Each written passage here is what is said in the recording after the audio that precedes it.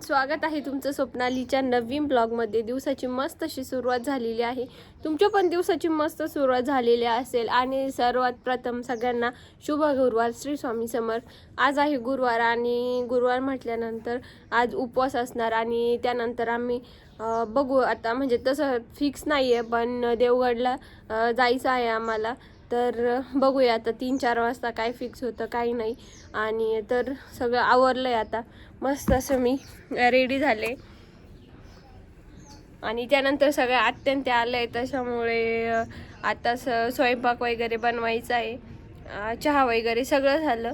चला तर मग आता जर गेले मी देवगडला तर तुम्हाला पण दर्शन देईलच। आणि त्यानंतर चलो, मस्त सकाळी फ्रेश झाले आणि केस सुकवायला उन्हात आलेले होते टेरेसवरती। इतकं भारी ऊन आणि इथं रानात एवढी थंडी आहे ना, म्हणजे पुण्यात इतकं गरम होतंय अक्षरशः आणि इथं इतकी थंडी म्हणजे पूर्ण असा 6-7च्या नंतर संध्याकाळी तर अजिबातच घराच्या बाहेरच पडू वाटत नाही। आणि इथं शेक केल्याशिवाय तर अजिबातच पर्याय नाहीये मला तर, म्हणजे इतकी थंडी वाजते ना इथं, इतकी भयंकर थंडी आहे। चला मग पटकन असं मस्त रेडी झाले। साडी कशी दिसते मला नक्की कमेंटमध्ये सांगा। आणि त्यानंतर एक एंट्री होणार आहे, ती एंट्री कशी झाली हे पण मला नक्की कमेंटमध्ये सांगा।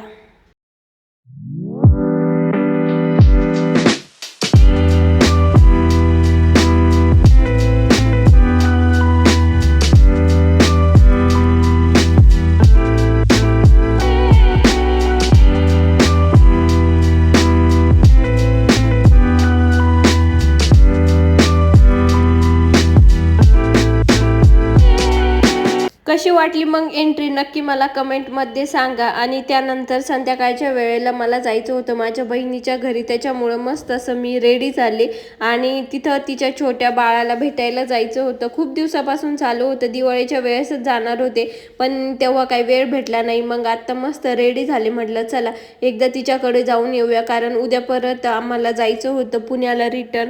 मग पटकन रेडी झाले आणि तिच्याकडे जाऊन आले। आणि संध्याकाळच्या वेळेला होतं मार्गशीर्ष गुरुवारचं उद्यापन। तसं पाठीमागच्याच गुरुवारी होतं ते, पण काही कारणास्तव ते ह्या गुरुवारी करण्यात आलं। मग पटकन अशी तयारी केली। असं घरात काहीतरी देवाचं असलं ना इतकं फ्रेश वाटतं ना। आणि मार्गशीर्ष महिन्याचे 4 का 5 असे काहीतरी गुरुवार होते, मी तर नव्हते पकडले, जे काकी आहे त्यांनी पकडले होते। तर मग त्यांचं उद्यापन पाठीमागच्या गुरुवारी राहिलं होतं, मग त्यांनी ह्या गुरुवारी केलं।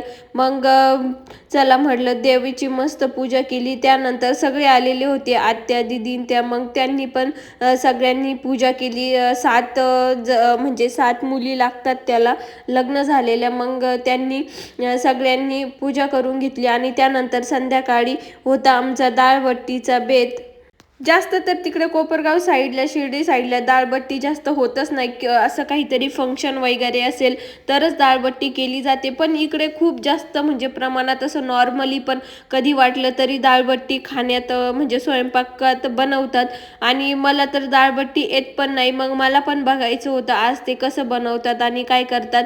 मी आज डाळ तडका आणि त्याच्यासोबत मस्त छोलेची भाजी बनवणार होते, म्हणजे सुकी भाजी त्याच्यासोबत खाण्यासाठी। आणि म्हणजे ते नियोजन माझ्याकडे होतं आणि बट्टीचं नियोजन होतं माईकडे। त्यांनी मस्त अशी बट्टी टाकलेली होती, त्यांचा कॉल पण आला होता की पटकन आवरा, बट्टी तर झालेली आहे, आता फक्त डाळ तडका आणि छोलेची भाजी बाकी होती। मस्त सगळं मग टोमॅटो हे ते त्यांनी कट करून ठेवलेलं होतं, जे तडक्याला लागणार होतं ते सर्व गोष्टी। मग इथलं काम पटकन आवरून आम्हाला तिकडं पण जायचं होतं, कारण एवढ्या सगळ्यांचं म्हणजे 10-15 जणींचा स्वयंपाक होता, तर मग वेळ तर लागणारच होता। मग आणि परत मग जेवण हे ते खूप वेळ जातो मग परत, त्याच्यामुळे पटकन आम्ही इथलं गोष्टी आवरल्या। आणि तिकडे जाण्यासाठी निघालो. त्यांनी तर सगळी तशी बेसिक सगळी तयारी करून ठेवलेली होती. फक्त जाऊन आता नॉर्मल जे जे म्हणजे तडका वगैरे देणं किंवा जे करणं ते करायचं होतं. आणि मला नक्की म्हणजे कमेंटमध्ये सांगा दाळबट्टी कशी झाली, काय झाली, आणि तुम्हाला पण दाळबट्टी आवडते का? तुमच्याकडे पण म्हणजे काही काही ठिकाणी दाळबट्टीला असं वेगवेगळं पण नाव आहे. तर तुमच्याकडे पण दाळबट्टीला काय म्हणतात हे पण नक्की सांगा. काही ठिकाणी म्हणजे डाळ बाटी किंवा डाळ चकुली असं वेगवेगळं खूप म्हणजे वेगवेगळं ज्या आपण एरियात जाऊ तिथं वेगवेगळं नावे आहेत. तर मस्त मग म्हणलं चला आता पटकन माझी तर पूजा वगैरे करून झालेली होती. मग मी तोपर्यंत पुढे गेले आणि डाळ तडक्याचं सगळी तयारी करून घेतली. 15-20 जणांसाठी दाळबट्टी बनवायची होती, कारण वेळ तर लागणारच होतं. त्याच्यामुळे परत सगळ्यांचे जेवण, आणि एवढी थंडी वाढली आहे ना, 6-7 नंतर अजिबातच काही करण्याचीच इच्छा नाही राहत. स्वेटर परत सॉक्स वगैरे घालण्याशिवाय तर काहीच अजिबातच काही पर्याय नाहीये. मी तर एवढी पॅक होते ना, कारण पुण्यात अजिबातच थंडीची सवय नाहीये. संध्याकाळी डायरेक्ट अक्षरशः फॅन चालू करावा लागतो अशी परिस्थिती आहे पुण्यात, आणि इथं इतकी डेंजर परिस्थिती आहे ना. तर पटकन सगळ्यांची 6-7 जणींची आम्ही पूजा करून घेतली. आणि त्यानंतर मस्त इथं बघा कांदा, कोथिंबीर, लसूण वगैरे सगळं कट करून ठेवलेलं होतं ग्रेव्हीसाठी.